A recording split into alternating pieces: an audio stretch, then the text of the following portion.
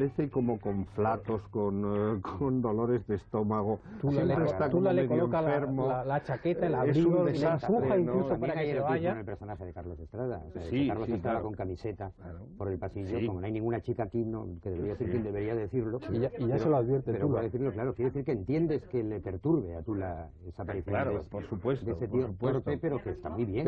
Pero la dirección... pero quiero decir que está magnífico Estrada, pero un hombre más emprendedor, no digo más guapo, porque guapo es guapísimo Carlos Estrada y además está muy bien en la película, pero un hombre con más capacidad de hacerse entender, de mostrar esa sensualidad y de mostrar las propias necesidades de Tula, probablemente hubiera acabado con la represión de Tula, pero yo creo que es que Ramiro está perdido en la historia. Una cosa que han cambiado los guionistas con respecto a la novela que a mí me parece muy importante, es que tú recordarás que tienes reciente la novela, por lo que veo también, que en la novela Tula se va a casa de ellos y aquí ellos se han ido a casa de Tula. Sí. O sea que es ella quien domina aquello, es importante. Muchísimo más, y es importante ese cambio. Los ha recogido a los niños, a los 3 niños que son aquí, incluido el padre, y es importante. La prueba es que cuando se plantea quién tiene que irse, claro, Tula dice: es mi casa. De todas formas, es que la dirección de actores es significativa, porque yo sigo insistiendo en lo de antes. En Aurora Bautista, Miguel Picazo ha resaltado, evidentemente por la propia personalidad de Aurora Bautista, todo lo que estamos hablando de la sensualidad, de sus dudas, de todo lo que queráis, y en Carlos Estrada su desmañamiento, el hecho de ser un personaje pasivo, es decir, que incluso la dirección de actores matiza eso. Y luego hay detalles pues muy significativos, pues, por ejemplo, la secuencia del río, ¿no? La actuación de Carlos Estrada es como un niño grande, ¿no? Que se baña ahí, que no se da cuenta de la mitad de las cosas, y hay un plano maravilloso, quizás un poco barroco en cuanto a su expresión, que es la forma en la que se atilda a Aurora Bautista para tomar el sol, ¿no? De la señorita de provincias. Es increíble, ¿no? Se echa cuidadosamente, parece que es Colonia, me da la impresión de que Colonia, que sea una loción para el sol o algo así, porque a continuación después se coloca un pañuelito de encaje encima de las rodillas, al borde de ese río lleno de un solazo impresionante, de polvo, de chinarros. Pues quizás sea una expresión barroca, pero hermosamente barroca de decir las cosas. Mientras tanto el otro está chapoteando en el río con los niños, es un niño grande, es un niño grande, y encima se coloca las gafas negras que por cierto se coloca luego también Juanita cuando está en el vagón del ferrocarril al final, y a la que apenas se despide de ella su prima cuando abandona absolutamente humillada la hace casi un deseo, a la cabeza. El tema de la maternidad, ya con eso concluyo, que dice Fernando, yo estoy absolutamente de acuerdo, porque ella insiste continuamente, pero a los niños no te los llevarás, y quizás es el rastro que decís de la novela, es decir, para ella la novela es mucho Ramiro más fuerte porque ella pero está continuamente reivindicando que es la madre de los niños, ¿no? Como es la mujer de Ramiro, es decir, ella en algún momento hace alusión, me parece que en la parte final de la novela hace alusión de que Ramiro ha tenido 2 mujeres de carne y hueso, que eran Rosa y Juanita, ¿no? Que en la novela se llama Manuela, si mal no recuerdo. Pero ha tenido una mujer de verdad, que es ella, una mujer que le ha acompañado y que le ha entendido, ¿no? Que cree que le ha entendido. Hay otra cosa muy bonita del guión, que eso alguna vez lo ha dicho Juan Lamet cuando estaba en este programa, y es cómo se van encadenando unas secuencias con otras para llegar a la parte final. Por ejemplo, cuando la niña está enferma en casa, porque es que también las estaciones están mimetizadas, se nota el frío, se nota la llegada de la primavera, se nota el solazo.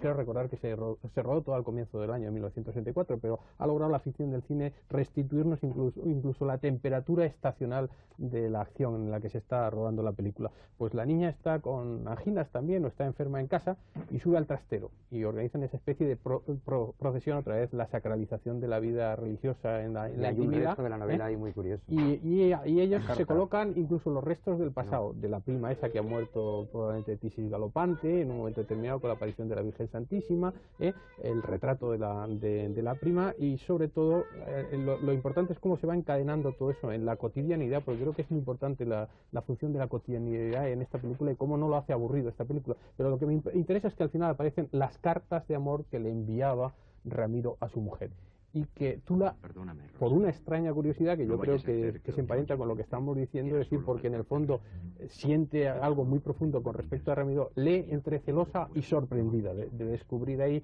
no pienses que no te tengo respeto, y lo que se nos ofrece es el aspecto más carnal de esas cartas de amor. Cómo se ha ido encadenando el descubrimiento de todo ese pasado y cómo llega con respecto a eso, a mí me parece que es sencillamente genial, no solamente por parte del guión, sino por parte de la puesta en escena. Yo decía antes de que se me olvide, es puramente anecdótico, pero es que me ha hecho gracia recordarlo, que en ese desván aparece un gorro de cura. que uno puede pensar, ¿por qué hay aquí un gorro de cura? Y claro, si hemos leído la novela sabemos que es que el tío de Rosa y Tula era un cura, que se muere en la primera parte de la novela. Sí, Rosa y Tula se educan con un tío cosa que en la película no se explica, pero está muy bien porque pertenece a esas cosas que hay en la vida de los personajes que no hace falta haber contado, pero que todos los personajes y los seres humanos tienen, aunque no los cuentes. En este caso, si sabes algo más de su vida porque lees la novela, lo sabes por qué, si no tampoco te tiene por qué sorprender. Y cuando Ramirín se pone la teja del cura, se coloca la teja del cura, es justo después de que ha entrado y su tía le ha encontrado los recortes pornográficos. La película está llena de grandes hallazgos cinematográficos. A mí hay una escena que me gustó especialmente cuando la vi y me sigue gustando, que es cuando leen la carta de Tula Estrada y el pretendiente de ella, que ahí hasta, si os habéis dado cuenta, hasta moscas. Hay moscas que están una mosca que pasa por el plano.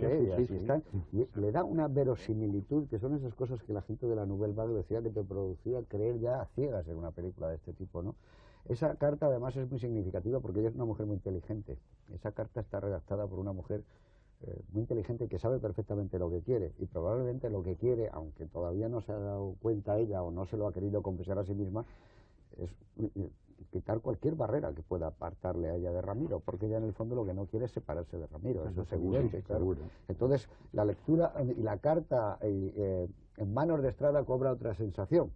Incluso cuando baile se lo comenta ella en la hora de la comida, ¿no? Ese es un momento... Esa secuencia es muy hermosa. Que en ese instante podría solucionarse el tema, quizá. Lo que pasa es que ella no está todavía lo suficientemente como madura. Y lo que es asombroso es la realización de Picazo, como con el mínimo de sencillez puede rodar esas escenas, tanto precediendo a los actores con la cámara o con la cámara detrás de ellos. Eso da siempre una sensación de fisicidad enorme, que tú notas que cuando él se levanta la camiseta está arrugada, no está como cuando él se la acaba de poner porque va a ir a trabajar. Todo ese mundo de atrapar a los personajes y llevarlos muy bien cogidos, yo creo que eso produjo una especie de novedad en el cine español. Eso estaba luego naturalmente en La caza, estaba también en 9 cartas abiertas, esa manera distinta de rodar, ¿no? Con una especie de sencillez, pero a la vez como de hondura. Y luego es una película como muy silenciosa, ¿no? Como La vida de la provincia, eso que tú hablabas. Hay una temperatura moral que es lo que yo creo que la hace nueva. Es una temperatura distinta, ética, moral, que tiene esa película que no era habitual a las películas españolas que se veían. Yo insisto en dos factores que quiero poner de manifiesto. En primer lugar, en la cotidianidad. Es decir, vemos cómo se desayuna, cómo se come.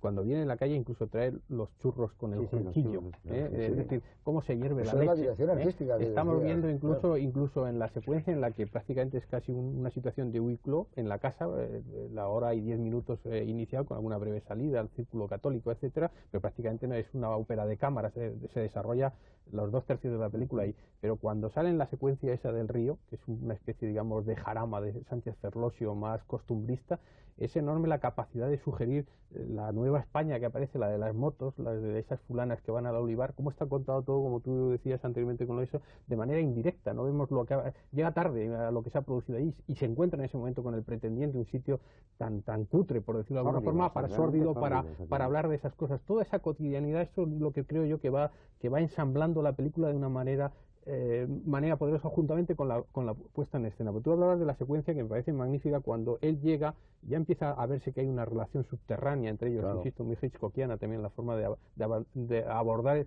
el subterráneo moral de los personajes. La secuencia cuando le va a contar lo que le ha dicho Emilio, que se declare, que le dé una oportunidad, etcétera, ¿no? Y cómo encuadra, porque ahora habrá que hablar también del en primer término, comiendo esa clásica sopa con la sopera que se ha quedado casi fría, de tal Estrada, magnífico de contención, y cómo cose, porque además come, cómo cose y además cose, Aurora Bautista un poquito más atrás, pero lo que me interesa es cómo cuando se va Aurora Bautista la cámara se queda en silencio con Estrada.